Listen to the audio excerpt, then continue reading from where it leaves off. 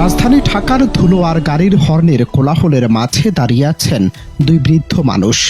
বলিরেখা পরা মুখ আর কাপা কাপা হাত দুখানি একসাথে প্রসারিত হয়েছে একটুখানি সাহায্যের আশায়। এই বৃদ্ধ দম্পতি কেবল ভিক্ষা করছেন না, বরং তারা একে অপরের হাত শক্ত করে ধরে আছেন। জীবনের চরম দুর্দিনেও একে অপরকে আগলে রাখার এই দৃশ্য একদিকে যেমন গভীর ভালোবাসার নিদর্শন, অন্যদিকে আমাদের সমাজের এক নির্মম ও কদর্য বাস্তবতাকে আঙুল দিয়ে দেখিয়ে দেয়। যে বয়সে নাতি নাতনিদের সাথে হাসি ঠাট্টায় সময় কাটানোর কথা ছিল, সে সময়ে হাতে ভিক্ষার থালা। কেন তারা আজ রাজপথে? কেনই বা নেই কোনো মাথার উপর নিরাপদ ছাদ? সামাজিক যোগাযোগ মাধ্যমের কল্যাণে জানা যায় এক নিদারুণ কষ্টের গল্প। রাজধানীর বাবুবাজারে মাত্র ২,০০০ টাকার এক খুপড়ি ঘরে ভাড়া থাকেন এই দম্পতি। তাদের একমাত্র ছেলেটি মানসিক ভারসাম্যহীন, কোথায় আছে কেউ জানেন না। বড় মেয়ের বিয়ে দিলেও সেখানে নেই সুখের ছায়া। অভাবের সংসারে সে নিজেও আজ দিশেহারা। তাই নিজের অসুস্থ শরীর আর ক্ষুধার জ্বালা মেটাতে লজ্জার মাথা খেয়ে ভিক্ষার ঝুলি হাতে রাস্তায় নেমেছেন এই বৃদ্ধ দম্পতি।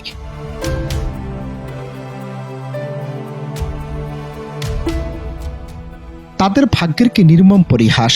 যে সন্তানদের মানুষ করতে জীবনের সবটুকু নিংড়ে দিয়েছেন, আজ সেই সন্তানদের ভিড়েও তারা ভীষণ একা। ভিডিওর এক কোণে হয়তো দেখা যাচ্ছে বৃদ্ধা মহিলাটি আঁচলে চোখ মুছছেন আর বৃদ্ধের হাতটি আরো জোরে আঁকড়ে ধরেছেন। এই সংস্পর্শটুকু যেন তাদের শেষ সম্বল।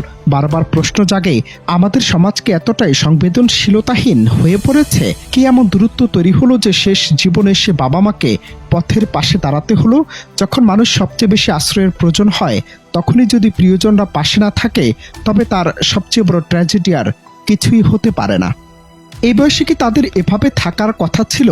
বিবেক বা হৃদয়ের উত্তর হয়তো একটাই, না। কিন্তু বাস্তবতা রুক্ষ জমিনে তারা আজও ব্রাত্য।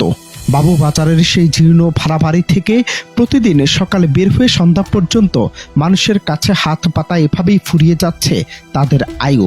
যারা একদিন পরিবারকে আগলে রেখেছিলেন, আজ তারা নিজেরাই একটুখানি ভাতের জন্য পথের ভিখারি। আমাদের চারপাশে এমন অনেক জীর্ণ মুখ লুকিয়ে আছে, যারা স্রেফ একটুখানি মমতা আর আশ্রয়ের জন্য হাহাকার করছেন। অনন্ত হাসান মাসুদ, বাংলা টিভি।